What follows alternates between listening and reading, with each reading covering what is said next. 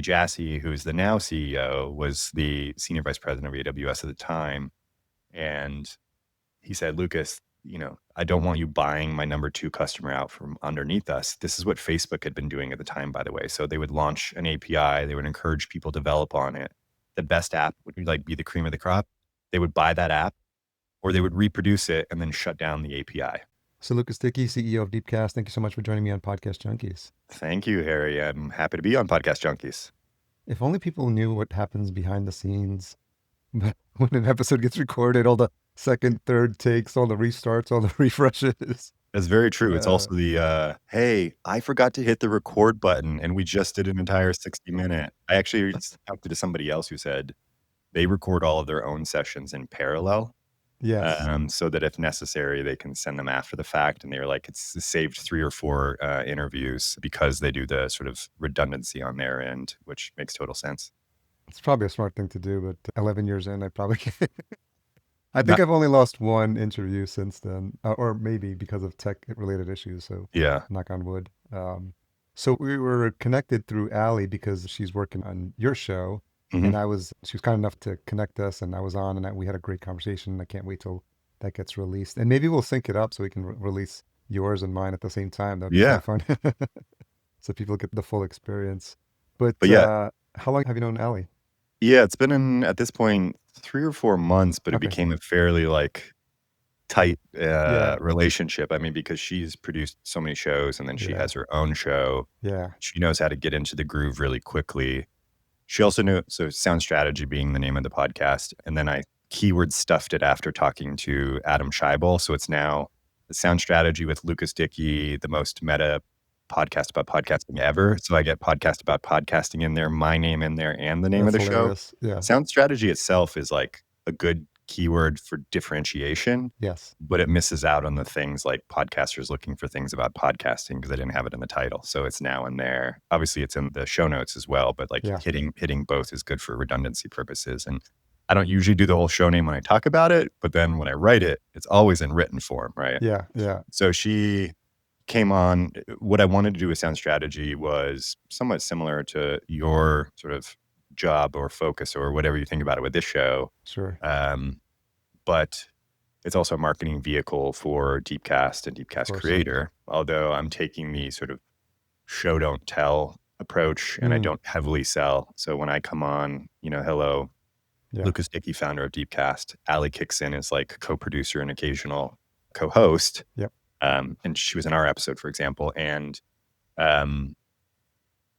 she has been a major value add for me. And she was also trying to figure out how to manage within my budget, right? So with us, and I think this is anyone who produces or has a show, where do you choose to allocate dollars? Yeah, makes sense. And so, yes, we're a commercial entity, which in some ways makes us like a studio or network or agency produced show. On the other hand, it's a marketing vehicle, and I'm thinking about it relative to other customer acquisition costs, et cetera, right? So we also happen to have, with Deepcast Creator, which I imagine we'll get into later, this sort of asset generation and setting things up for me that the marketing side, I just said, we'll take that over. So you're doing show prep, guest bookings, the research that sets me up so that I don't look like an idiot when I talk to guests. What are the sort of things that are important to them? What are the alignments with things that I'm interested in so that we can sort of drive the conversation? And she's done a great job on that. I would say shout out to Allie, by the way. I've just pushed 3 prospective customers to her in the last week. So guest booking for one, show production for another one, for a coach / former very senior operator at Amazon and a bunch of other companies. Yep. So Allie's doing a great job, and obviously she has her show as well. So I think knowing that she was a consummate professional, I liked her sort of film, TV industry background, so production on that side of things. She's got a good holistic view. And even though she's not doing marketing for us, she's still providing me feedback on hey, this has worked, this hasn't worked, and you can choose to do this other thing. But it's right. So example, our show, we're recording on StreamYard, right? And I don't have a budget right now to do video editing. She's doing audio editing, but I don't want her to do both formats right now. So I was, talking about whether should I just take it as a director's unedited cut, drop it into YouTube only for that, separate it from all the other channels if there's discovery there. And that also gives me something to clip start and end points and share off to places. So again, like a marketing collateral on that front versus the rest of the show in the audio format being like legitimate, good content that we all want to engage in, depending on where you sit within the podcasting ecosystem, or even as a listener. I mean, because we're talking about things that, to your point about inside the actor studio, I don't act, but I still loved watching and saying like, what was the inspiration of director, actor, whatever it happened to be, and how do they work through those things? So if you like, I always like inside baseball in almost every industry. So I tend to be like diving deep into the nitty gritty and try to ingratiate myself. So yeah, let's talk offline about some video ideas. I think a couple ideas came to mind as you were talking about that, and I think there's something I can help with for sure. Perfect. Yeah. So I love that we have that in common, that you were also a DJ. I actually got into podcasting because of DJing, because if you could pan the camera to my left, my turntables are still set up with my vinyl, my Technics 1200s. So I grew up like, since I was 16, like house music DJ. Like I still love it. It's a super passion of mine. I thought I was going to go to a podcast conference to learn how to interview DJs. And I realized how hard that would be because they're all globetrotting DJs. Yeah. So I switched to podcasters, and that's hence Podcast Junkies was born in 2014. But I thought that's a little bit, and you also, have a music background. Is that an early passion for you? Yeah, I mean, it's actually an interesting, I grew up in a family that, both of my parents played instruments in high school and college. Okay. And yet they didn't encourage any of us to play or push it upon us. Okay. So we didn't naturally, me or my brothers, end up playing any music, which is a bit unfortunate. Then I hit college. So I went to high school in Germany and then returned back to the United States at the Napster, Kazaa, et cetera. Actually, I was, doing all of that in Europe before then landing back in the US. Okay. And I landed in college and I had a T1 line in the dorm room, and it was just, how much could I torrent or download as quickly as possible, terabytes of music. Yeah. And then I was sitting and I was skipping class to watch BET because I didn't have music videos where my family had no television those 4 years I lived in Germany. So I only got it when I was like over at friends' houses. So I was just binging on music in a major way. Yeah. And most people will tell you this, including ChatGPT, when I asked it this question, what are things I don't know about myself that maybe I should know? And this I already do know now, but like I like lots of things. Yeah. And when I do those things, I don't do them superficially very well. So I will drive, like I'm doing this experiment right now with AI generating a fashion brand. It's a nerdwear, like a nerd streetwear brand. So this right here is me. Like it's a 5950, all the hip hop folks like this, streetwear folks like this, fitted, et cetera. But this is an embroidered. This was AI designed. Okay. And then I'm assuming for those who hear this on audio, they won't be able to see it. You're going to have to watch the video now. Because I was going to tell them they can go to a-ok.shop and they can check it out. But like I have generated 40 different t-shirt, hoodie, and hat ideas. My copy is generated. Yeah. And I'm playing with the whole thing as AI driven as it can be, right? But this is me saying, hey, I want to play with a couple, like a t-shirt. All of a sudden it becomes, I'm launching a AI streetwear brand, right? So music was kind of the same for me in that era where I was like, oh, I'm falling in love with all these independent hip hop artists. And like, I can see all of them because they all swing by Seattle because it was a big like underground hip hop town. Like they were a fan of it. Yep. And so I was like, I should probably like get into this thing. So I bought my 1200s. I bought a battle mixer. I bought an MPC. And then I was using, it wasn't Ableton at the time. What was I using? What's the long-standing sound? No. Been around forever. Pro Tools. Thank you. Yeah. So I was using, Pro Tools on my laptop, doing what I could, and then that sort of morphed into college radio through an internet-only station we had, and then I started reading ad copy on an actual nonprofit station called KXP in Seattle. Okay. And then they called me College Boy because I could read the underwriting without messing up the underwriting, which mattered to the underwriters. That's funny. And steadily, I just took over more and more of the show to the point where like every second show, I was DJing 3 hours straight. And then I was like, oh, can I produce my own remixes to these? So I would use like the original plus acapellas, switch from one to back. And then I was like, I love this. And so like more and more. So I have both bought and sold gear 3 times. I gave away a collection of 16,000 records. Wow. So anyways, I very much loved music, and I go deep when and again, inside baseball, like publishers, labels, ASCAP, BMI, CSAC, there are Mm, equivalents in Europe. Like, what is the radio industry? How do you like collect revenue on that versus, and this was pre everything except for iTunes and Pandora at the time, yeah, really, like in a yeah. meaningful way. So anyways, that's my sort of entry point into it, which led me into my professional career in the digital music world, right? Well, So I like saw that you shortly after that went to go work at Amazon. I did. And even the company before Amazon was a white label music provider. Okay. So we did content licensing. We wrapped in the digital rights management because this was the DRM era. We did billing, customer. We basically did everything but the UI presentation layer Yeah. and editorial. And then our Mm, customers were like Microsoft Zune for that short-lived period, Yahoo Music Unlimited, HMV, Virgin Digital, and Tesco in the UK. But I got to know metadata really well. mm, I got really good at writing shell scripts to clean up things that were like malformed XMLs.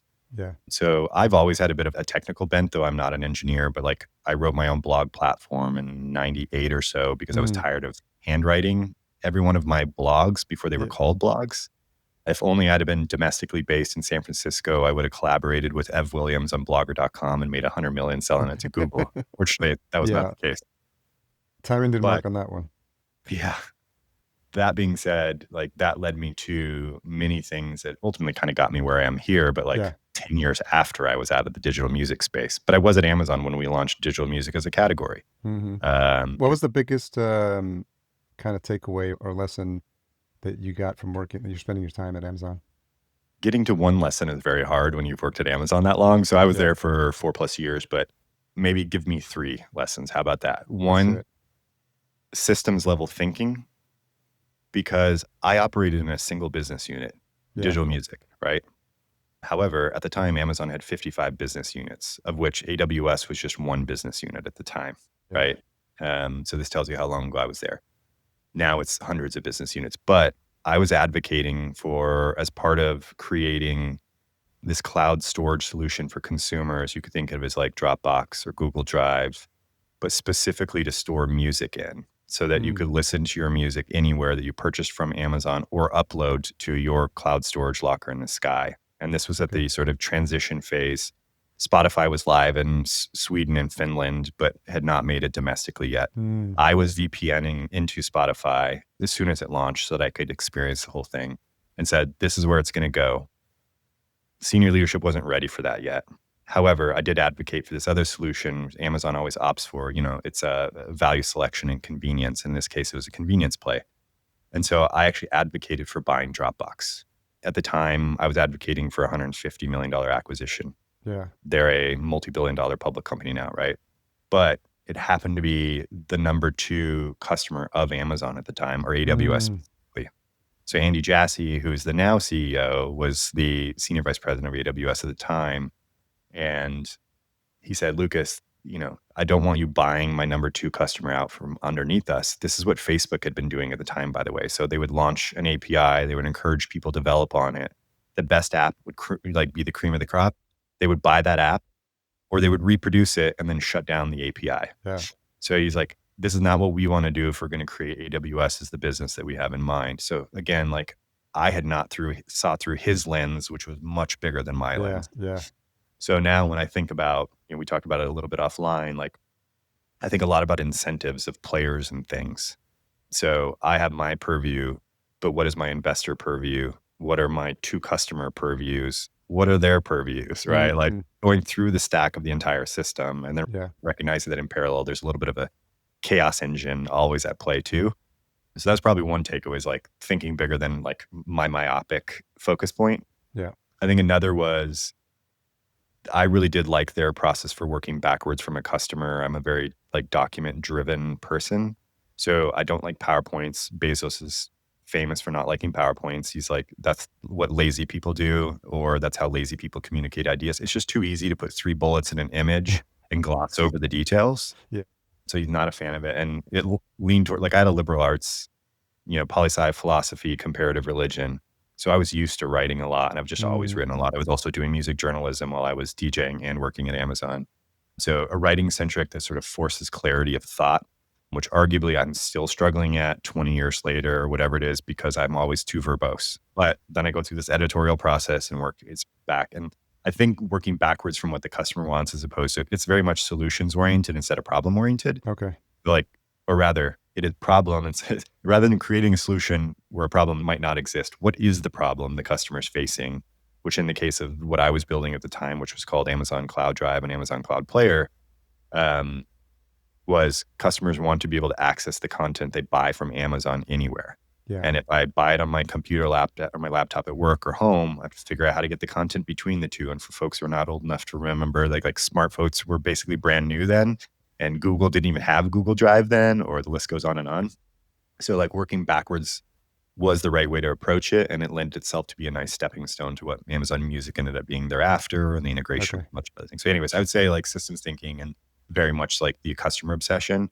I pay attention to competition, but only in as much as it might inspire features that are like what I think my customers want. But I'm not sitting there just like feature for feature watching them and sort of parody play, because that's like death by a thousand cuts sometimes. And you don't get to focus. So I'd say those are two takeaways.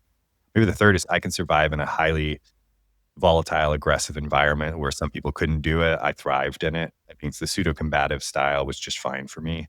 I kind of thought of it as all as like academic. I'm curious, because we're going to get into some of where you went after there and how it eventually led to Deepcast. But what I'm noticing, coming out of college, I'm trying to think even before then, I get the sense that you have this strong, call it a work ethic, or this attention to detail, or this kind of mission-driven focus. Were you always like this as a child? It's funny that you put it that way. Like as a child, self-motivated, like early reader for fun, right? Like John Grisham in the 4th grade or something like that. I think I read Time to Kill then because my grandpa thought I would like it despite my age. And he was right. Sort of like the autodidact, a lot of self-teaching. Fun fact, like you will oftentimes hear autodidacts like pronounce words wrong because they've read it so much in literature, but they haven't heard it used verbally because common layman term or layman speakers don't use those terms, right? Yeah. So I was also a bit of a lazy but successful student. So it meant that I could apply my time elsewhere for fun. But I was, student council president, vice president, something like that, class president 1 year, Model United Nations president, captain of the tennis team. I played soccer. So like very motivated, but like my parents, I was the middle child with 2 very black sheep, older and younger brother. Yeah. So I just like did my thing, and whether I got validation from them or not, I did it anyways. Although later in life, maybe I'm still seeking validation. And then hitting college, that got a lot harder in terms of studying and whatnot, because I just didn't study. But yes, I have always been that. And it gets to, it's like infinite curiosity, and like to really scratch itches, sometimes I feel like you have to do things. So I'm just a fan of trying, right? And doing the thing, and maybe minimal fear of failure, and, knowing that I'll get a lot of credit for trying, even if it fails. That makes sense. So it can gift and a curse, by the way, because I spread myself thin and I'm fine with it, but others can't necessarily, right? Like I can parallel process a bunch of these ideas, but how do I keep people like at my pace on all of these things? Yeah. Which can happen within a company too, where I'm like, I can balance a bunch of competing priorities and pursue thought exercises. Sometimes those thought exercises get other people like anxious and concerned because they're like, wait, are we going to do this thing? Like, no, that's not what I was asking. We just need to think this thing through. Where does it lead? What's the eventuality? How do we scenario plan this? That can be exhausting for people, especially if you're thinking about tons of things in parallel, right? So is that different than multitasking? Because I find myself sometimes, especially if I'm microdosing, like my mind starts like working in a bunch of different directions, and I have the 2 screens on. And I can like make like nudges towards things that I have an idea on. Okay, let me just put that in motion, and then I'll just set it to the side. And then another thing comes up. And I guess if anyone was watching me, they'd think that I'm like, you're very scattered. But I think in my mind, I can sort of like organize the thoughts and the processes, keep it all going in a way. I'm not like trying to like complete like 10 tasks at one time, but I think I nudge them along, and then I'm like, okay, I've nudged that one, and then I can just close it and put it aside. I'm just trying to find different ways to work for me, because I'm slightly neurodivergent, and I always have ideas percolating. So I'm just like, I gotta find a way to figure out, signal from the noise and all that sort of stuff, and what's 80-20, all this sort of stuff. Did you happen to read Walter Isaacson's bio of Elon Musk? No, I've heard that was pretty interesting. So It is interesting. One of my takeaways was like, and this is probably me trying to project myself to someone I am not necessarily on par with in many ways, but, you know, is he a multitasker because he's managing whatever number of businesses at any given time? And so Walter Isaacson was like, no, he's like a serial, single threaded, hyper focused individual. So he will time box 4 hours on a thing. mm, Nothing else exists during those yeah, 4 hours. I time box the crap out of my days. And I will close other applications. There's always like one sitting open just in case I need to drop a note to myself, which for the most part is just Slack, and I'm slacking myself. yeah, I do that. And then I set reminders to myself off of Slack, etc. But otherwise, I mean, this is how I can go from podcast with you deeply focused on this, not paying attention to anything. I'm going to get off of this. I'm going to switch to another very focused task for an hour, right?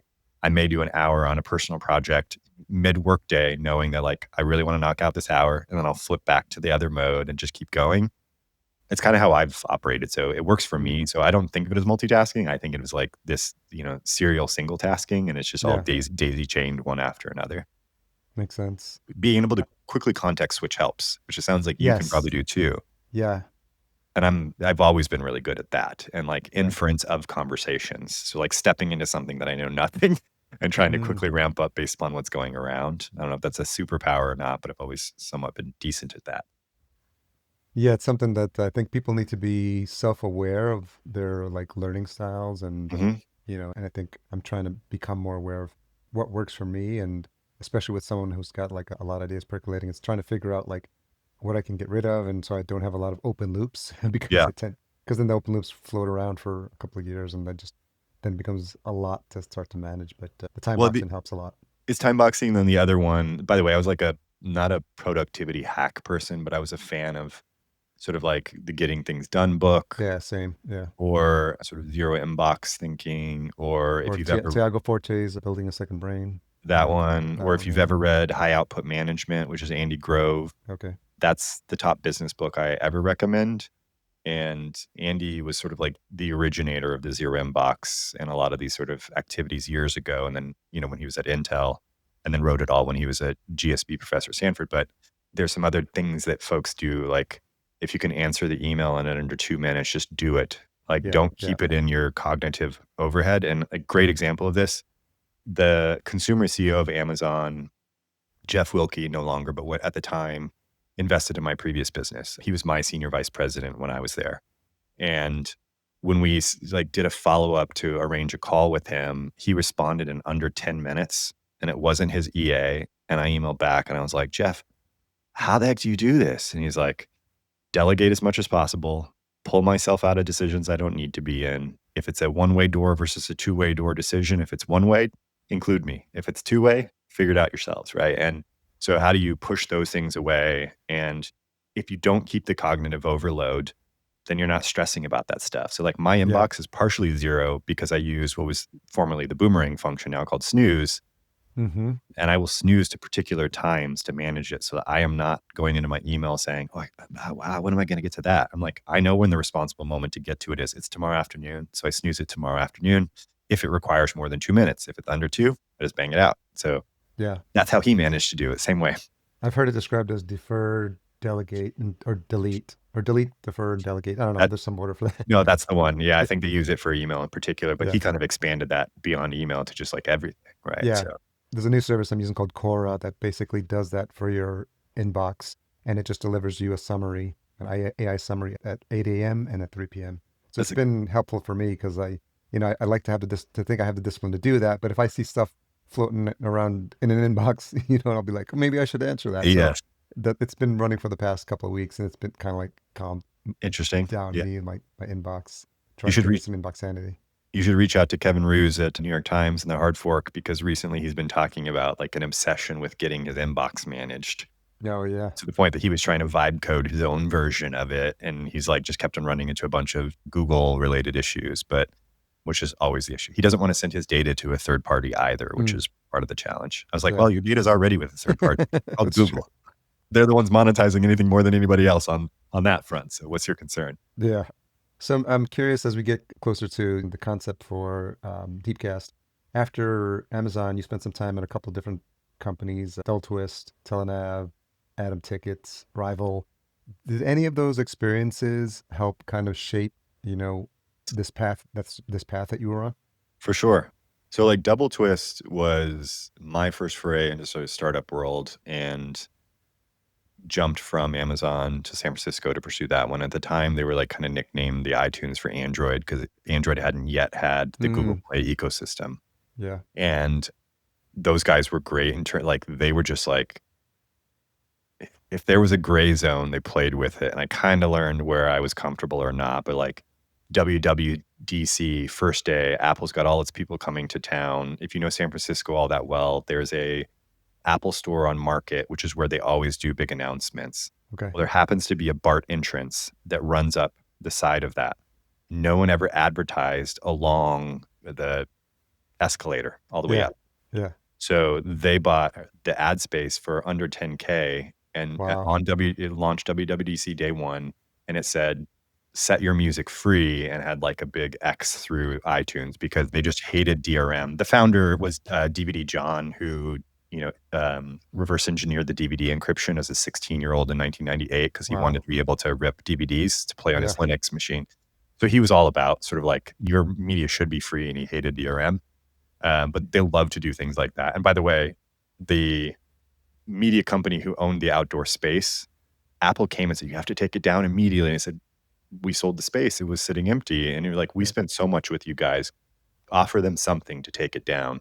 Mm, So they gave us, I think it was another 500,000 in order to make it go away. And it got Wired Magazine covered it. Everybody did. So interesting lessons around like leverage and what do you call it? Like, asymmetric fashion. It's almost like mm, warfare between, street fighters and big sure. planes, right? So we were the street fighters, the guerrilla fighters. Guerrilla Uh, marketing. Yeah. exactly. I also built with them 12 different media players, same player, but across 12 different platforms, Oh, okay. which most people wouldn't know them. It was like WebOS. Intel has one that's called Oh, yeah. Tizen, which is now used for smart TVs, but it was heavily used in India and China for some phone manufacturers at the time. Okay. An integration with Sonos, just a bunch of stuff. So again, media management players. Within that context, I wanted us to have other things to generate revenue for the company. So I was just constantly looking for things. And one of them was like, should we have our own subscription radio station to compete with Pandora? Yeah. So we built one. And for those who are familiar with some of Spotify's acquisitions, they had a company they acquired called the Echo Nest circa Mm-hmm. 2017. The Echo Nest is what basically created their recommendation algorithm for music because they were doing a music genome. Oh, yeah. And it was like two MIT PhDs that one was like digital signal processing and music theory. And the other, I don't remember what it was. But anyways, the Echo Nest, I took the Echo Nest and I took this white label music service provider called Seven Digital out of the UK, combined the two, built business logic, launched a radio station within the context of what we were doing. So it was like continuing that media move. And then when I switched over to Telenav, it was technically a company called ThinkNear, where Okay. they were acquired by Telenav in my month between accepting the job and starting the job. But I stuck around kind of as a key man clause because they were anticipating me playing a major role in the business had it not been sold. And I just switched titles, in a different context. But that was an ad tech company. Mm, So we were buying media on behalf of advertisers and agencies based upon geolocation and historical geolocation. So okay. where you are now versus where you had been, and then attempting Mm, to infer things location based against that. If you're a half mile away from McDonald's, it's a great thing to advertise McDonald's to you. If yeah. you've gone near the McDonald's 18 times in the last week, great, right? This was also before a bunch of the privacy stuff came into play, the Wild West days of early mobile advertising. But I learned a lot about monetization in the context of advertising. So how does real-time bidding work from both sides, buy side and sell side? How do you Mm-hmm. create those opportunities with information that makes it interesting, whether psychographic, demographic, historical behavior patterns, whatever it is? We use location obviously as one of them. Sort of working with agencies versus brands. What is sort of like selling a sponsorship that is not an insertion order that is not fulfilled in an RTB fashion or a real-time bidding fashion, which is applicable in the world of, dynamic ad insertions versus Sure. hard-thread sponsorships, right? So very relevant in this world. So media to ad tech. And then Atom Tickets was a movie ticketing. They compete with Fandango, or at least that was the Fandango. goal. And they were heavily funded by all the studios. And I launched their ads business there. And that one, the ads part of it was a little less interesting to me because it was kind of rote for me at that point. But I was also standing up as sort of a data as a service that we were going to try to sell back into the studio ecosystem, because we had first party data around who was buying tickets for what movies, right? Meaning we had their email address, we had their phone number, we had either their AID or IDFA at the time, the unique identifiers for their device. So if you went to a Star Wars franchise movie, I would say, Disney, you guys should be retargeting these people for merch, visiting the park. Another use case was, let's say the movie, there was like high correlations with traditionally Hispanic, like Central American, South American names. You can assume that they speak Spanish. Should you consider that a bunch of these people go into this film, that when you sell the digital or the distribution rights for this film, which may not have been sold yet internationally when you're showing the film domestically, should you consider those markets or those streaming services that are unique to that market? How could I find and exploit interesting data to help them? So you take all of those, like music tech, ad tech, this like data exploitation play, moving across multiple medias, right? I did radio, I did digital music, actually sold physical music retail at one point, like multiple times in college. There's a journalistic perspective, then film and television, right? So a lot of perspective that would make this arguably like a good sort of founder market or founder product fit. Maybe more founder product than founder market, because I didn't know as much about podcasting at the time. You know, as a consumer, less someone living it. I also then, Furnish was on there, which was the company I co-founded in 2017. And that one was just like what it meant to be a co-founder of a business and grow from the two of us to 250 employees, having 9 physical locations, because it was a furniture rental and sales company. So we had warehouse 9 major metro areas serving surrounding areas, physical movement of goods, recirculation because it was rental. So we also had to take what's called reverse supply chain and take possession of it, refurbish it in our warehouses. So we had to train refurb techs, go learn how to do all that stuff. Again, completely new vertical I knew nothing about. But because as co-founder and I'm a consummate sort of like king of hacks generalist, whatever you want to call it, range-oriented person, I got to just tackle problem after problem after problem, which fits my sort of profile of a person, right? Which was great. I learned how to raise money. I learned what it's like to have a business that can struggle and go through like COVID plus supply chain crunch, plus the cost of delivery, plus raw material increases, plus the cost of capital increasing. So again, systems thinking. So knowing these things, you have to, sometimes it's market timing more than anything else, right? And learning that lesson. So all of that, I would say, kind of put me in the position to the Deepcast, and then the Deepcast creator, which came later. So a lot of even got a little bit of experience with Trellis law, which helps. I guess you on the legal front now. So Trellis is interesting. The founder of Trellis did Techstars LA with me, which is accelerator program that I did in 2018, and ended up just like loving the business. And so loosely listed there as an advisor, and still the case. I almost went to law school, by the way. That was what I thought I was going to do, and then did not. So some of my like podcast junkyism is like Amicus, which is Dahlia Lithwick's about the Supreme Court and current activities with the Justice Department, et cetera. She's a former Slate. I think it's Slate. I don't actually remember who puts out the podcast, but it's called Amicus. And I love those sorts of things too. And Trellis, like data exploitation, artificial intelligence, machine learning, application of data to unique fields. I was like, love this. Checks all the boxes. Yes. Generally, if there's something that's like complex like that and technology can play a part, I'm a fan of like thinking it through.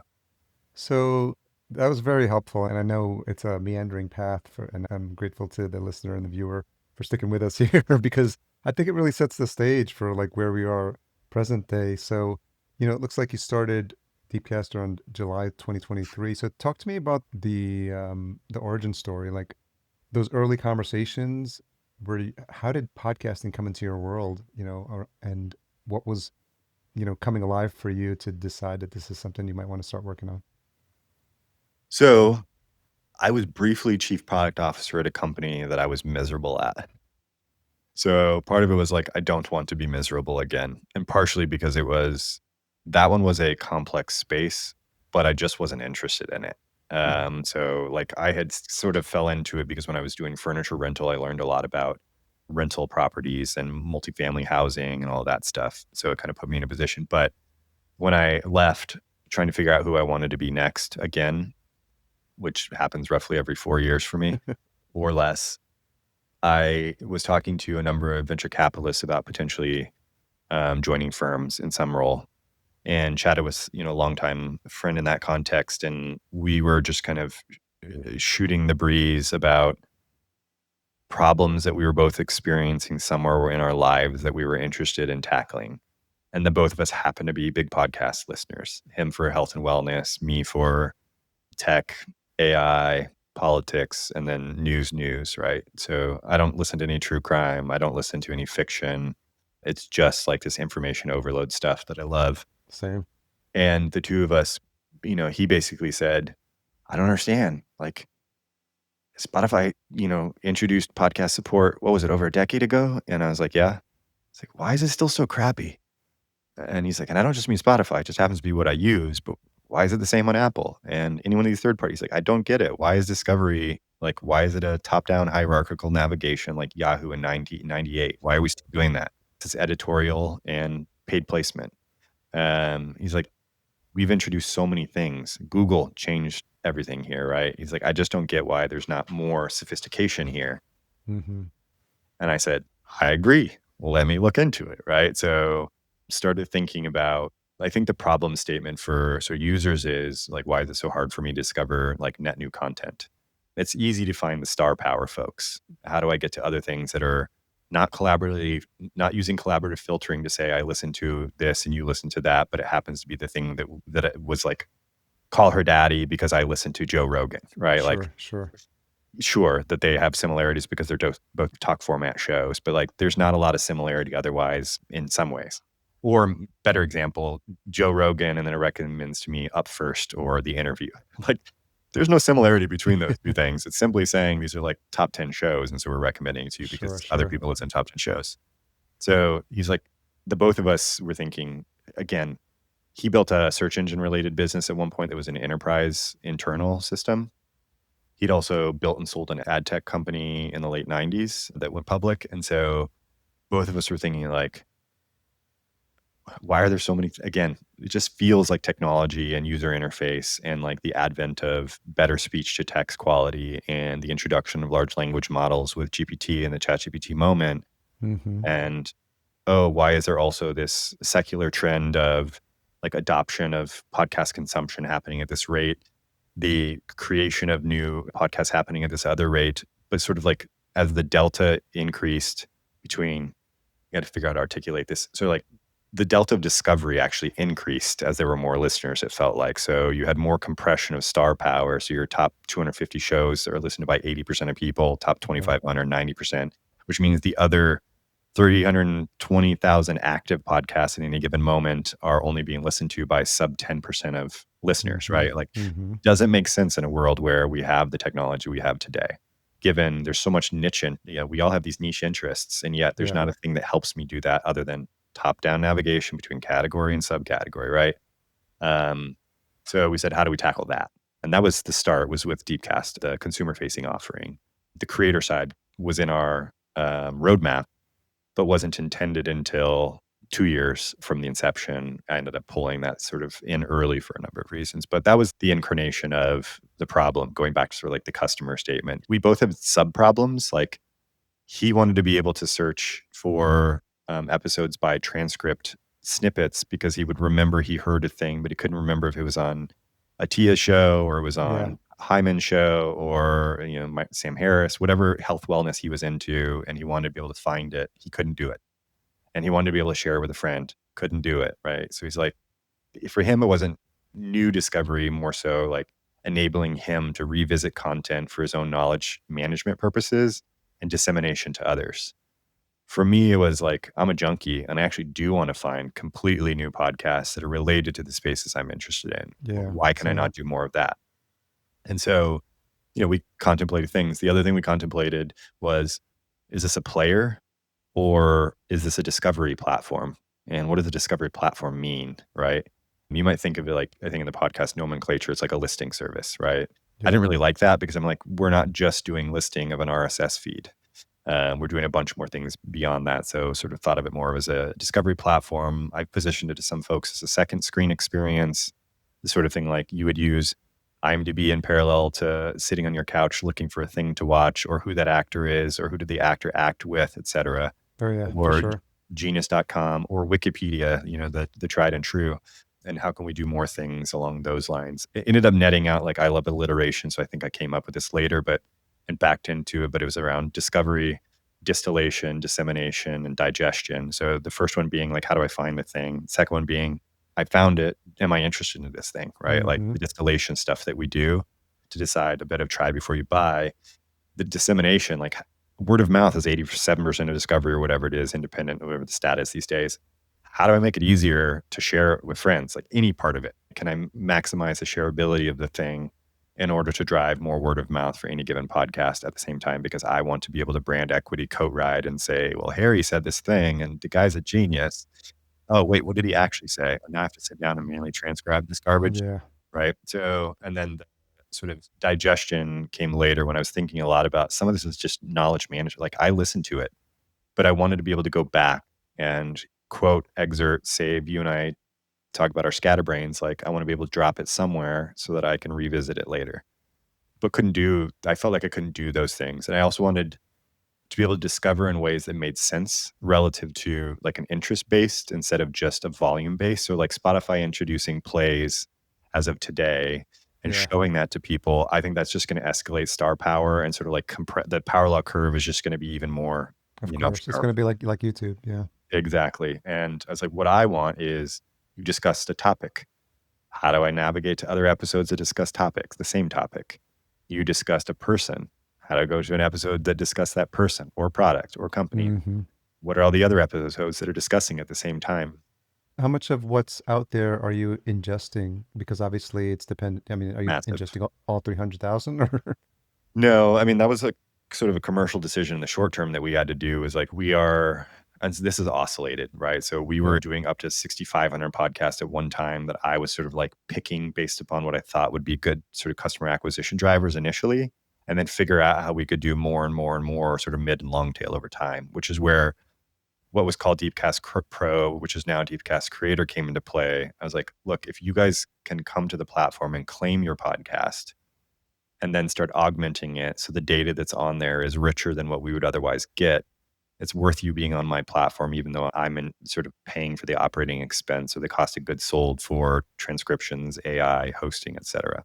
When you say come to the platform, is it register my show and you'll ingest my RSS feed, or do you need to move over from your current host? You do not need to move over for your current Okay. host. I think this is where it's like similar to a listing directory where Okay. some of them you're not added automatically. Others you have to manually like submit yours, do the verification thing, et cetera. We do that, right? So you don't have to host with us.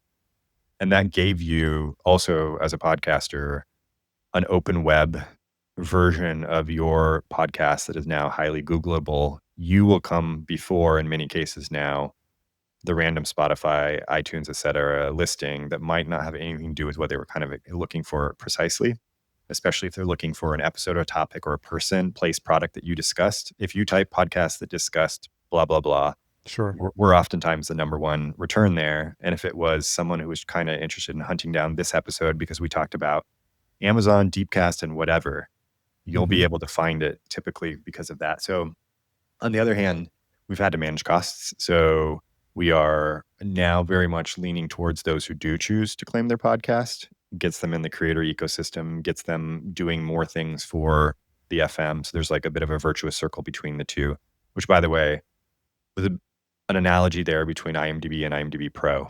So Amazon owns IMDb, and that business, its revenue split is roughly 50-50 between the two businesses, where IMDb is ad sales, right? Sponsorships, full page takeovers. IMDb Pro is you're registering to be part of a network, and you're paying $17.50 a month. I mean, maybe they're a little bit more now, but part of what you're paying for, big part of what most people pay for, independent of the Rolodex, like agents being able to look up producer contacts, et cetera, is being able to augment your profile on IMDb. So if you're an Mm, aspiring actor, producer, writer, and it's missing credits, you pay to augment, right? If you're a big actor, your agent does it because they want to rotate the images that are included in the image section, carousel, or they want to add to the trivia about you because there's a thing they want to emphasize to make you look better to the media or whatever happens to sure, be, right? sure. So Yeah. There's value bidirectionally though, because consumers love that stuff. Like the richer it gets on that side, it's good for all parties. So this is where at that point we started thinking more and more and more about the podcasters as first class citizens.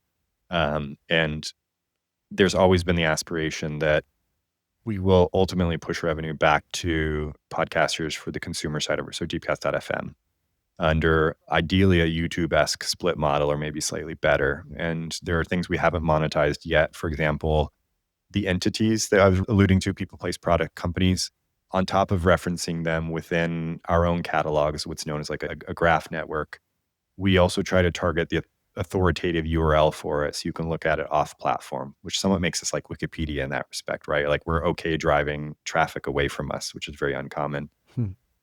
But you can imagine I'm on an episode that mentioned like 4 different supplements and they were Yeah. GNC supplements that we have links off to them.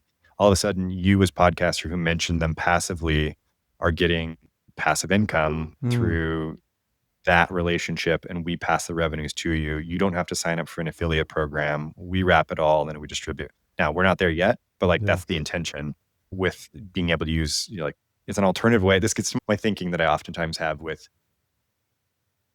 like some dogmas and what I think is like myopia within the world of podcasting, where people are like, nope, this is the only way to make money. Yeah. I'm like, no, TAM could be significant. Sorry, target addressable market revenue Yeah. could be significantly larger if you looked at a bunch of other different business models and thought how they might be applicable here. The one I just Very made smart. up, Spotify could do that, right?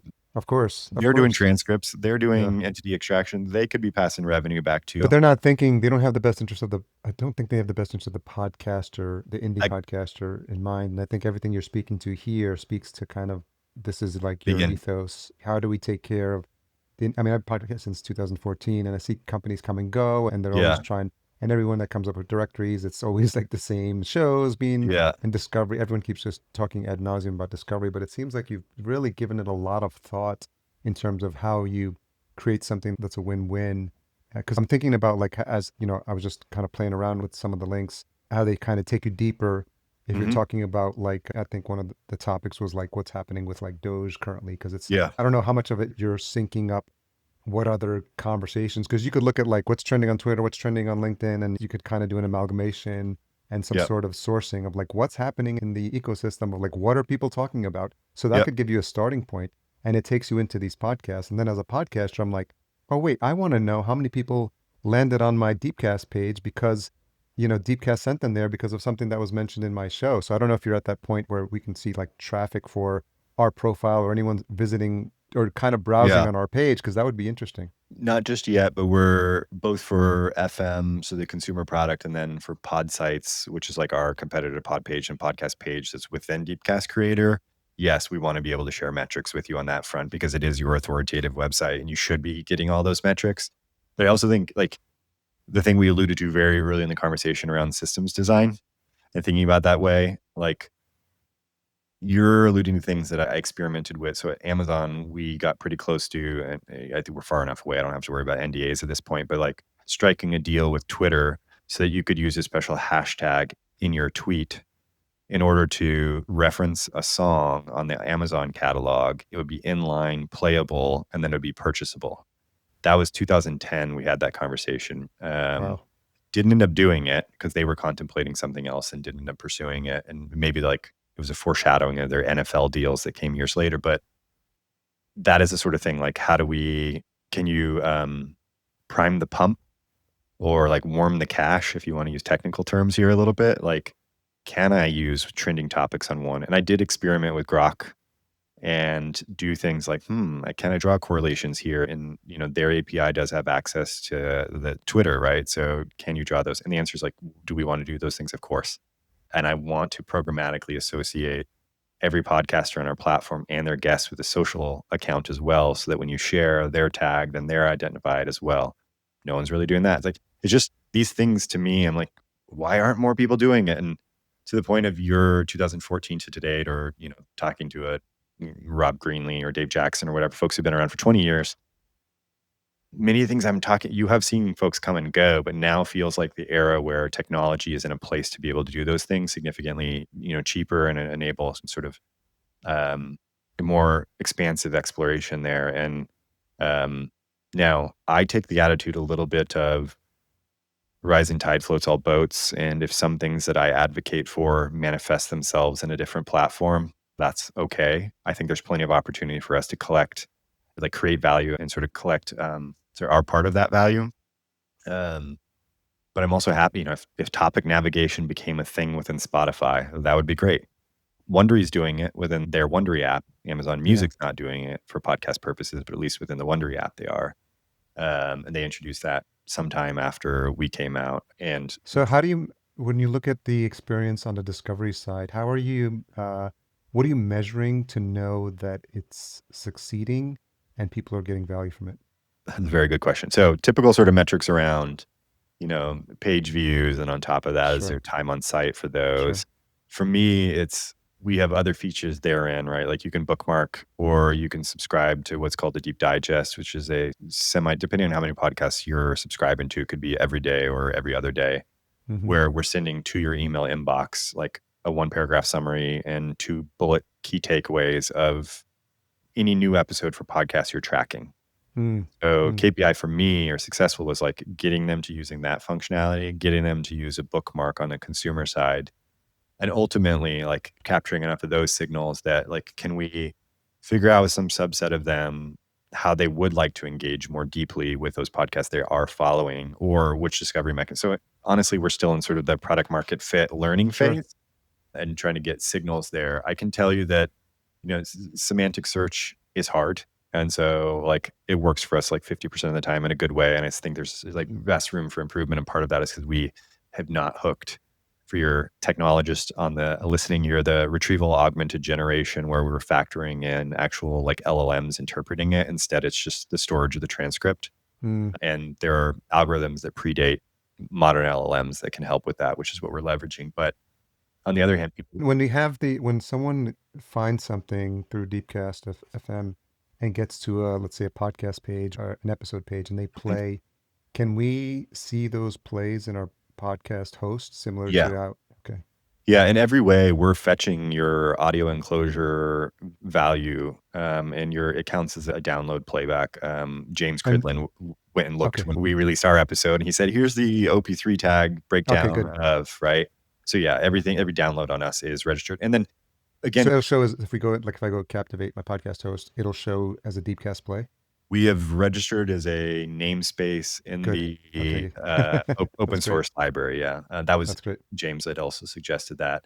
Yeah. That being said, like I don't think playback on us is more. I think of it as a try before you buy. A lot of it is discover. You don't watch the whole film on IMDb, right? You like kind of get a sense Sure, for it. sure. No, no, yeah. I think it's just for a matter of like interesting stat because it's almost like if I see activity happening on Deepcast, then I'll start to talk about it on my show and be like, Mhm. hey, and if you're searching for any topics, we saw that some folks found our show through that, encourage people to kind of Do do the same. that and do the same. And I think it's like that, especially within the indie world of like the podcasters, Yeah, the not Joe Rogans, like we all kind of like support each other's shows, whenever we can. So I think if this was like touted and it seems to be everything that's like indie podcaster friendly, like, it's something that word of mouth gets out and yeah, people start doing more and more about it. And, even to the point of like, if you're going down the player route or discover more about us on Deepcast, or it could be even a way for, for podcasters who've got a limited budget and don't have like a big website saying, hey, if you want to search my back catalog of 300 episodes,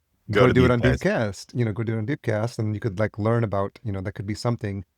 Again, marketing brain is kicking in now, Yeah, but like if you had a sort of like plug in or something on the website for a podcaster and says, AI powered by Deepcast, search through our own yeah. catalog and it kind of self-references back to the Deepcast catalog, that could be something interesting. We have very much thought about, because we are an API first technology company, when we created pod sites, these are like your own, you can get a custom URL for it. I think it's easy for folks to think about it as like pod page or podcast page, except for it's not just RSS regurgitation. We're generating a bunch of the content for you. So kind of Is one it click. pod sites SITES It's or podsite singular.fm. okay. But Podsite is just a feature set within Deepcast Creator. We just happen to have a landing page to do some explanatory stuff. But if you go to soundstrategy.fm, you can see it in action, which shows off things like Deep Chat, where you can chat with an episode, chat with a podcast, which you're talking about interesting signals there. Like that one happens to be one where we've talked about do we use deep chat, like integrate that back into the consumer experience for one? Two, create that as an embeddable thing that you can put on your website you're hosting, wherever it happens to be.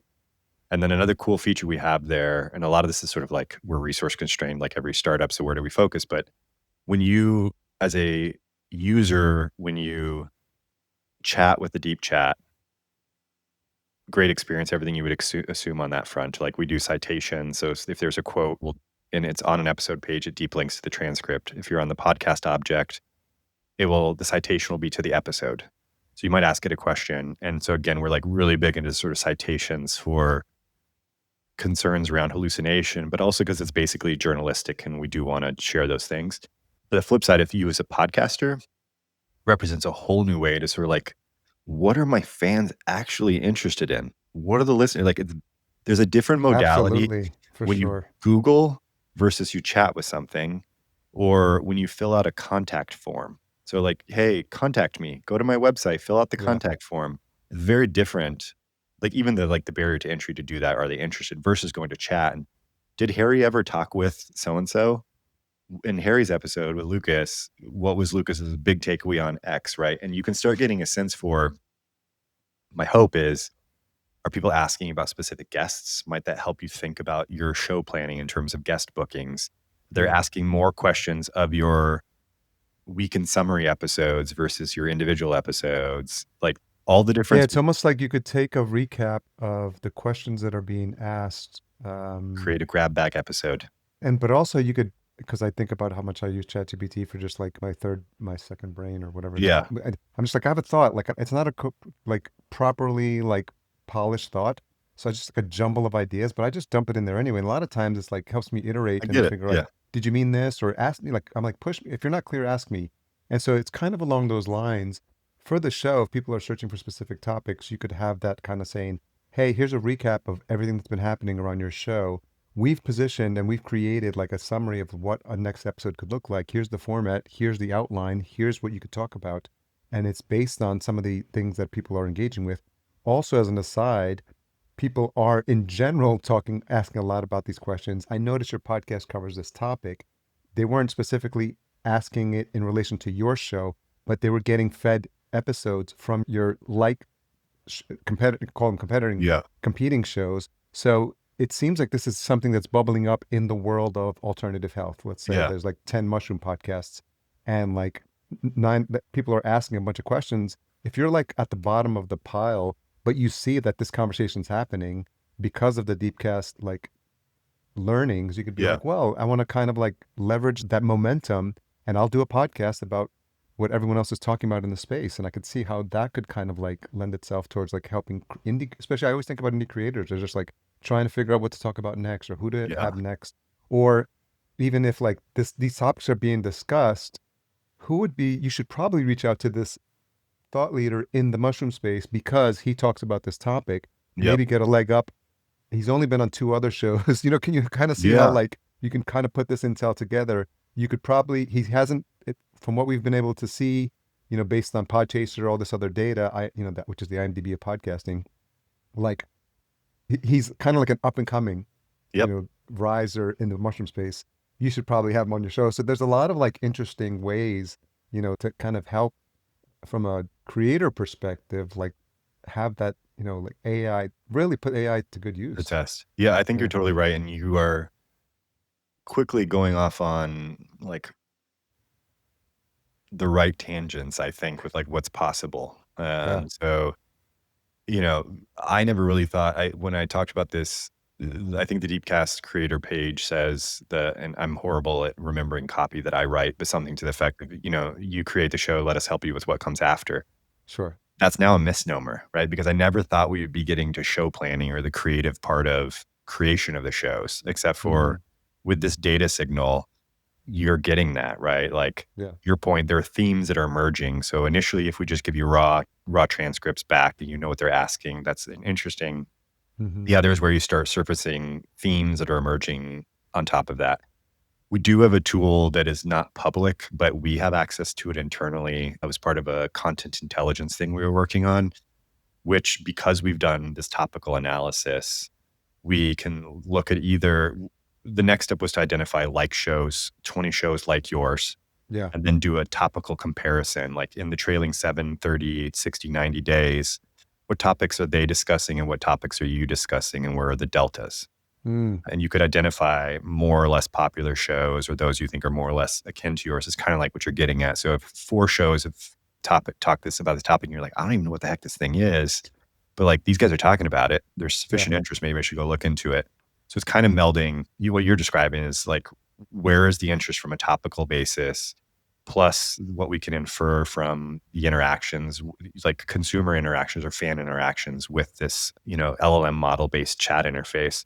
There's also getting back to the passive income idea that I was telling you about, which is Just pause there for a second. How are you on time? Because I want to make sure. I'm good. Okay. Okay. Cool. I'm loving this. So I just want to make sure we keep going. We can keep riffing for 15 minutes. Where I was headed with the sort of deep chat, and earlier I was alluding to entities and the fact that we can do external URLs. Yeah. Imagine someone going to your page and saying, Harry talked about being neurodivergent in a given episode, and he talked about books that he used to help him learn how to manage or medications or whatever. All of a sudden, you've got like 18 monetizable things that can be surfaced. The description coming back to you is normal, but like anything that's a purchasable object Mm-hmm. is all of a sudden a link targeting a new tab for you to go buy that thing. Can I give you, as the creator, some large portion of that revenue because it was happening on your page? Yes, of course. Can I charge you some basic platform fee to coverage my costs? Yes. So that gets to, there's like commerce involved in a way that you hadn't necessarily, like these don't have to be your sponsors. Like this is just anything you discussed in passing in your show that could be an actionable event. I talk about books all the time. Sure. And like, if you wanted to find that, Ezra Klein ends every one of his episodes with, tell me 3 books that you would recommend. I buy 1 out of 3 of every one of those. I have to go hunt it down. Imagine it was just like right there and I click it and I purchase and some revenue gets passed back. Indies would love that. They don't have to do much work. They're not. Yeah, it's been the challenge for indies of setting up all these like plugins and the Amazon affiliate and all this other stuff. Yeah, don't want you to have to do that. And even with that, yeah, there's a company that's called The Skim that basically they identify all the affiliate programs associated with a given purchasable product. Yeah. You sign up with them and then they will farm out find the appropriate affiliate programs and boil it all up. And then I will wrap every these and then I distribute revenues back to you because I've identified from an accounting perspective where finish that thought, sorry.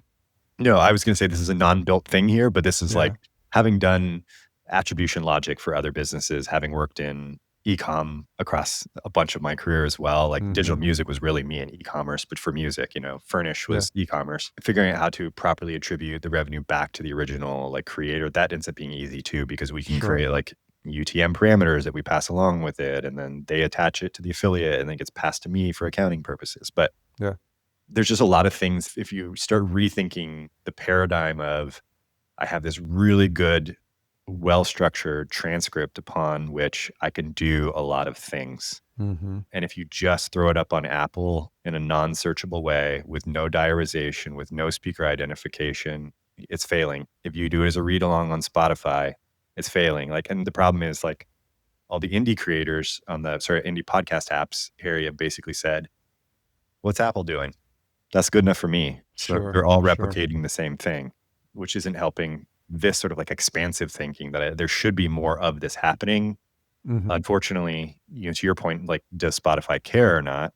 Well, they only care if like their stakeholders care. So yes, indies are okay with, maybe they would appreciate the passive income, but you know what? Like YouTube, like Call Her Daddy gets a crap ton of money, not just off of her sponsorships, but off of YouTube serving ads against it. Yeah. So if they can passively get a bunch of income because, listen to any health and wellness, you'll be recommended 15 different things over the course of the episode, whether they're a sponsor or not, right? Yeah. The guest that comes on. So how do you monetize what is effectively a passive income source? That people are highly in market for the thing, right? You're a marketer, like right person, right time, right place. Are they in the moment to buy? Sure. This could be a great way to do that. Yeah, if you think about like analyzing the transcription to see like what are all the shows and feeding that data, you could have marketing companies or companies with marketing departments not knowing that there's like these 10 shows or this 2 or 3 shows that Well, talk a lot about this product. yep, And you could take that data and say, hey, marketing person, you may not even heard this show. It's got a very tiny audience, so you probably wouldn't have come up on your radar because you wouldn't have done an ad buy on yep, it. But they're crazy passionate about it, and then we've cross-referenced it against their like social campaigns, yep. so we see they've got a decent social following or large or rabid fan base. So it could be something to try out, as a low-level buy. It's anything that an indie podcaster can get from revenue perspective Yep. is a nice win if they're getting $50, $100 an episode. So it could be this nice way. And if you could facilitate the mechanism through which they could do those buys, maybe that would be helpful. Yeah, that's It definitely would, given the experience you've had before with ad buying, it might be interesting that well. could come back into play. We thought a lot about like I'm debating how much to share here, but like what it would mean to be a vertically integrated platform. If you were hosting with us, Yeah. we're not a host today for Deepcast Creator, but if you were, and you did not have to go back and forth between our platform and your host, Yeah. and as we're building more of our all-in-one stuff, we currently do not have host. That ends up presenting us with an opportunity on the back end to our own ad network or sell our inventory through the trade desk or something similar. Right. And if you can decorate the ad opportunities with this metadata, it's potentially a targetable. Like if you can keyword target on display, can I keyword target my brand on podcasts? Why not? Mm-hmm. Right. Yeah, of course. And we've thought about this. I don't think anyone's going to do it, so I don't mind sharing it because it's just the pace at which development happens. But imagine like we've chapterized the thing. We know when a rough breakpoint is between switching between topic A and topic B. Yep. Within the first chapter, you discussed Starlink favorably as a way to get remote internet access Mm-hmm. because you happen to have a show around the quote unquote flyover states and non-access to these, higher bandwidth, whatever. Oh my God, that's like positive sentiment about Starlink. Yeah. That breakpoint, Starlink should be investing in there Oh, saying for sure. that, right? Or their Yeah. competitor, positive sentiment or negative, was using Starlink, but it failed for this reason. And now, like the French equivalent satellite company that's out there says, no, don't use them, use us instead, right? Yeah. All these mechanisms that exist within digital advertising everywhere else except for podcasting. This is why That's I think fascinating. that like TAM is much larger if you start throwing like the technologists of ad tech who've been doing this like for a long time. There's fewer of those in this industry. A lot of the sort of the ad oriented folks in this industry tend to come from radio, and radio survey based, and it's non like directly attributable. It's more like brand lift studies and One more idea, and then we'll take some of this offline because I feel like we could talk about a lot of this stuff, and I want to wrap this up. But the other idea that popped into my head is because you're gathering sentiment about what people are talking about, what's interesting. You could literally go, I don't know which would come first, but go to Quora and like ask questions in Quora that could be answered by Deepcast Mhm. conversations or something like that. Or there's something along the lines there that just kind of popped in, just like where are people asking questions and where are questions getting answered? It could be interesting. No, Something to think about there. there's something I've also thought about, which is funny. So I was listening, speaking of conversations with Tyler, one of my favorite podcasts, or maybe, sorry, I mentioned a different episode, but it's something I listen to a lot. He interviews the co-founder of Anthropic today. It's usually Dario Amodei, who's the CEO, is the one who gets interviewed. But in this case, it was Jack Clark. Jack's background is in journalism. He was a Bloomberg reporter. Then he got into tech, and the role he had at OpenAI and then at Anthropic when he moved was in public policy, Okay. liberal arts background, right? Where was I headed with this? Your idea. Sorry. Oh, The core question, yeah. yeah, exactly. Leverage. Where can we take this data and make it accessible in a way that is non-exploitative? Yes. It's always the way I'm trying to think of like, I had so many friends who were indie musicians when I was, DJing and going to the clubs and spinning there and opening, et cetera. How do I put food on their tables, right? Yeah, for sure. So, the idea of it maybe like handing it all over to OpenAI or Anthropic or Perplexity is like, it's cool. It would make it accessible to a lot of people. But is that even more tried? Like, do they never try before you buy? They just try and never buy in that Yeah. context. Yeah. So I have thought about, that a lot. So again, like if we're doing it, how do we do it in a way that's like responsible and provides revenues back to the creators? Because the thing doesn't exist, just the creator's not there. Yeah. But also, how do you take this pool of stuff? Like the other reason why you might want to vertically integrate, like we were talking about, is I can create like run of network ad buys. So I can say these 10 shows mentioned your brand. Mm-hmm. I can pool these together to a collective impression count of N, where you usually wouldn't spend it unless you can Of spend at course. least Y dollars. Yep. Why can't I do that? And the answer is you cannot today. Like, I've talked to ad buyers. I said, I want to buy for Deepcast. I want to target shows based upon this Yeah. segmentation. Nope, can't do that. I'm like, what Hmm. do you mean you can't do that? Like, Can't do it yet. I can identify them for you, right? And in some cases, folks who run their own network are also augmenting it with real-time bidding in order to hit the total insertion order value. And we could hypothetically do the same thing through RTB buys, but the RTB buys have to leverage certain, like, our tech on them in order to buy on our pool of inventory. And yes, it'd probably be at a lower ECPM versus a direct buy, but it's revenue you never would have captured before, right? So how do I do that? And that's a TAM growth centric thinking. Like, how do I actually I love it. take 100 hairy podcast junkie like shows of, I don't know how many podcast junkie shows, there's a lot, right? But Yeah. and all of them fascinating, but how do I potentially turn that into, buying and selling something into Sure. that audience, right? So yeah, this is where, again, systems thinking across all the parts of my brain, like yours, I connect all these dots. I'm like, why are we doing these things? Biggest challenge is how do you do it all cost efficiently and maintain sufficient focus, right? Which is Yeah. always a problem for me. So. Something we'll be tracking very, very closely. This has been a really fascinating conversation, Lucas. I'm glad we had the part one on your show. I kind of had an idea as we were chatting that we would have a really good conversation on this show. It's been so interesting to see kind of like how all the pieces came together for you with all of your past experiences, how you got started. It just from a love of music and how that kind of like, yellow brick road its way to like Yeah. all the things that you've kind of been fascinated and had the experience with. And it's very obvious now when you look back how all the pieces came to play to kind of Hmm. put this together to what is now Deepcast and why it's in your DNA to kind of you have this indie mindset and you want to support podcasters and you're always thinking you have this systems thinking way of approaching things. So it's been really fascinating to see how it's all coming together and from seeing so many companies that come in and out of the space, I can really say that this is truly something that I feel you're passionate about. You really have the indie creator in mind with everything you do. So Yeah. I'm really excited to see where this goes for Me too. you. Me too. We have just a couple of questions that I usually wrap up with. Sure. One is, what is something you've changed your mind about recently? That's always a hard one for me because I change my mind constantly. I am a big sort of like strong opinions loosely held, and that can make it hard to interact with me sometimes. Ask my wife. So I change my mind constantly, I guess, is the long story short. It's hard to hit a big one. Um, Let me think about it. I'll circle back to it while the others and see if anything fun popped up. What is the most misunderstood thing about you?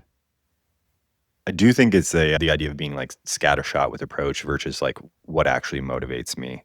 I think those folks who, I stepped away from the last company I co-founded 4 years into it for two reasons. One is I was no longer able to scratch all those itches and keep myself intellectually satisfied. And so we tried to pursue strategies like, where do we find me? Because I'm a 10xer when I'm excited. When I'm not, I'm 0.5. Yeah. You better off not having me, right? So I was like, we have the e-commerce platform set up. We've done all these things, sort of like my traditional e-com background and sort of novel things we were doing in the warehouse were more and more rote for me. And so trying to like, that was thing one I recognized is like, I do have to be constantly stimulated. But the flip side to that is like, look, if you can set me loose on a problem, then you don't have to worry about this distraction stuff because I will. It's that like singular minded, but in batches of singular mindedness. So just let me do it. Right. So Yeah. like I had a friend as I was pursuing a job, an idea 3 years ago. And his advice was like, dude, I think you should just find a company to let you consult on the side or run a VC micro cap fund on the side because you're going to be able to you're going to switch between, and he goes, Yeah. you definitely gain energy bouncing back and forth.